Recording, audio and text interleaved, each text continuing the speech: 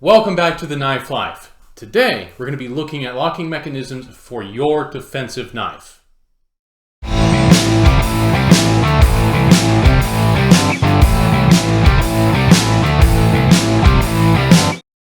It's been a while, but I'm back, and with a fresh new studio. Now, if you remember from my previous video on selecting your self-defense knife, one of the essential requirements was a secure and reliable locking mechanism.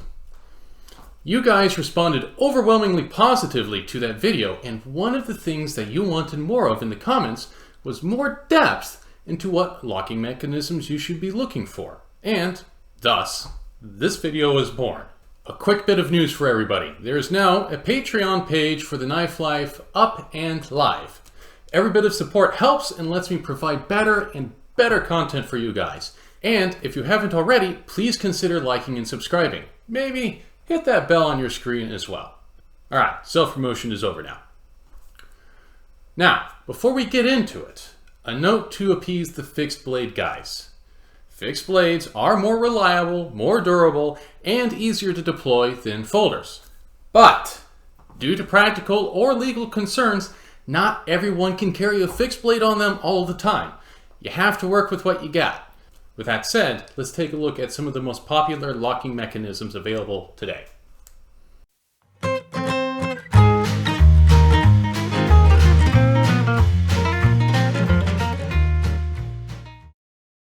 If you are thinking about carrying a slip joint for a defensive knife, I very strongly recommend against it.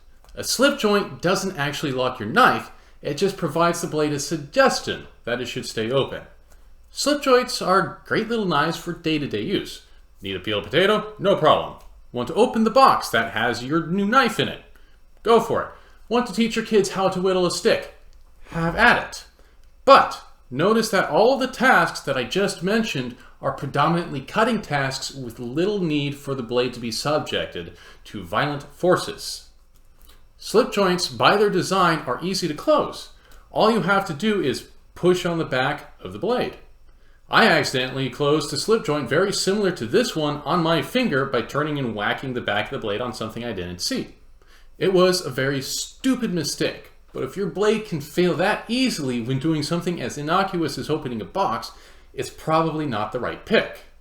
If you haven't seen my previous video on choosing a self-defense knife, two of the major requirements I outlined for a defensive knife were that it needed to be able to thrust and you needed to be able to count to 10 afterwards. Thrusting is pretty dangerous with a bad locking mechanism. Remember that you have a very good chance to hit bone or hit your target at an oblique angle that will apply pressure to the back of your knife. Additionally, if your combative system uses hooking and reverse grip, then you are risking closing the knife on your own fingers while failing to manipulate your attacker. I have a small little slip joint I like to carry around for little odds and ends jobs. It's great for that, but in regards to combatives, don't use a slip joint.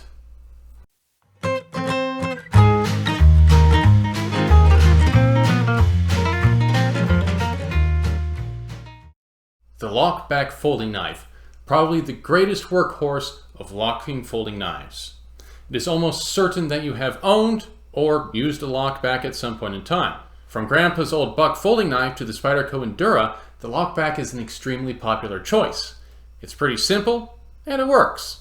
I've carried Lockbacks for a defensive EDC before, namely the Spyderco Delica. The short story for how a liner lock works is that the lock bar drops down into the groove in the back of the knife to prevent rotation of the blade. However, the Lockback has a couple of things working against it. The position and operation of the release on the back of the knife can be somewhat problematic. Some people notice when they grip the knife tightly that they can accidentally trigger the release mechanism and unlock the blade at a rather uncomfortable moment. I personally haven't had an issue with this, but everyone's hands and knives are different. If this is something that you experience, then it's time to retire your knife and transition to a different locking mechanism. I prefer my releases to be positioned in the center of the grip as opposed to the back of the knife, where the thumb can trigger the mechanism or hooking mechanisms can also release the blade. Another issue with Lockbacks that I have personally encountered is their tendency to wear out. Given enough time and use, any folding mechanism will eventually give out, but Lockbacks seem to be more susceptible to this. This is especially true if you perform inertial openings or other similar openings. Slamming the blade open hard, over and over and over, is pretty miserable on the locking mechanism. Also note that the larger the blade, the sooner you are likely to see a failure with those openings. I have an Endura trainer that I used aggressively for years until the mechanism started to wear out.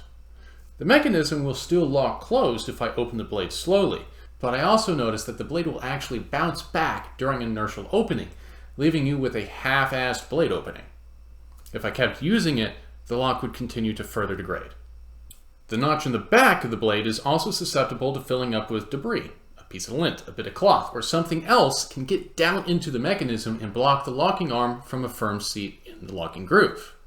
Now, before you start panic buying a replacement knife, I want to reiterate that a Lockback in good condition will lock up solidly. I carried a Spyderco Delica for years and never had an issue. Wear and tear is something that you have to keep an eye out in every mechanism, but especially in a Lockback. Maintain and monitor your gear, and you will be fine.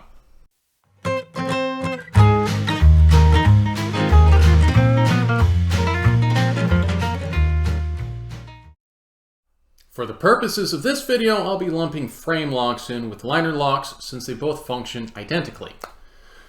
Liner locks are the second most common mechanism that I see overall after lockbacks. I carried a bewarned knife utilizing a liner lock for a number of years, and it still happens to be one of my favorite knives. A liner lock works by moving a blocking bar in behind the back of the blade to block rotation. One serious issue that can be encountered is that if gripped tightly, some people can unlock the blade and allow it to close, especially during twisting motions. Just like the Lockback, I haven't had any issues with this personally, but if you find yourself inadvertently releasing your blade, then you should look at selecting a different knife. The only other thing I've noticed is that over time, liner locks have a tendency to develop a little wiggle in the blade. While irritating, the knife still remains serviceable. A more serious weakness of the liner lock is the length of the spring that the liner lock uses to lock the knife. When too much force is applied directly back into the blocking spring, it is possible for the spring to warp and bend. With that said, it would require a great deal of force in order to break a good liner lock in such a fashion.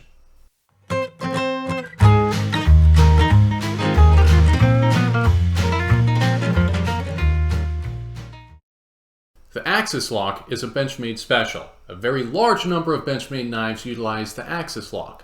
If you've picked up a Benchmade, you've probably picked up an Axis lock.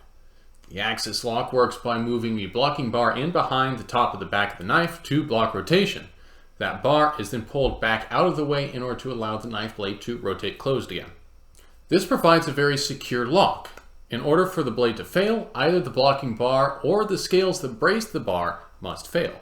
Provided that the scales are built strongly enough, the Axis lock is a relatively simple and sturdy locking mechanism.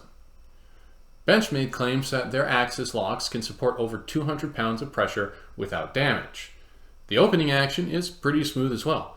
Overall, I've been pretty impressed with the Axis lock, and I haven't really been able to determine any real weaknesses. I used to find the release mechanism of pulling on both sides of the bar a little odd, but with a little use, it's pretty straightforward. Furthermore, the manner of release lends itself well to being an ambidextrous knife. Besides, nobody ever won a knife fight by closing their knife faster than the other guy.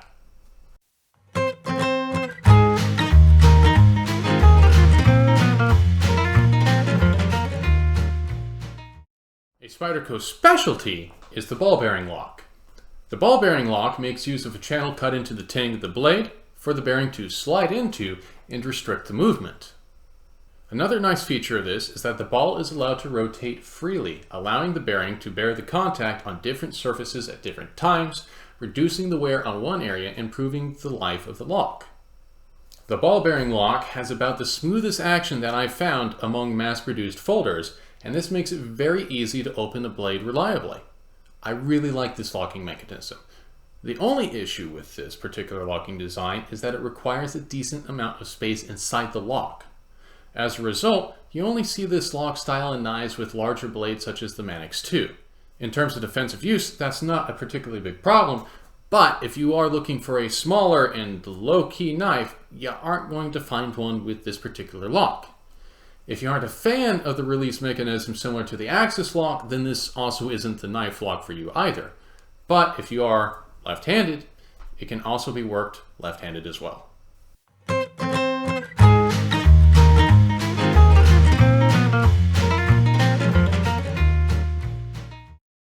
Last but not least, the compression lock. Those of you who know me knew that this mechanism would be on the list. Another Spyderco special, the compression lock is found in a number of their knives, most notably the Yojimbo family of knives. The compression lock functions by sliding a wedge between a blocking bar in the grip and a ledge cut into the tang of the knife. When the knife attempts to close, the tang of the knife presses on the wedge, which in turn is crushed into the blocking bar. This is where the term compression comes from. The compression lock is an extremely durable lock. Because the cross-section of the wedge that is under compression is so small, it isn't likely to bend and give like a liner lock may under extreme pressure. The compression lock is MBC rated, which means that it can survive up to 200 inch-pounds of pressure per inch of blade length. Additionally, the release mechanism on the back of the knife is intentionally set on the back of the blade. This means that the soft tissue of the web of the hand is resting on the release mechanism and is unlikely to release the blade. A neat trick that can be done with compression locks is that you can actually cheat your opening a little with a bit of preparation. By holding down the release tab while the knife is closed, you are actually releasing the blade detent, making an inertial opening much easier to perform. One thing to beware of with the first generation compression lock knives is their blade detent. The old detent system experienced issues with keeping the blade closed, and it was uncomfortably easy for a knife to be accidentally opened while being carried in the pocket. This was something that actually happened to my father with one of the original Yojimbos. Since then, Spyderco has upgraded to a ball-bearing detent and resolved that issue, so any of the newer compression lock knives are safe to carry. If you're interested in learning more about the compression lock, you can find a good video here. So now you know a bit more about 6 of the most popular locking mechanisms that you will encounter.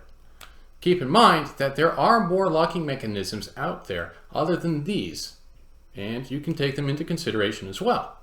When it comes to your safety, it's important in order to find the knife that works the best for you. Let me know what locking mechanisms that you would like to have me cover in future videos, or hit me up with any questions that you have. I'll do my best to help you out. Until next time, stay safe and keep living the knife life.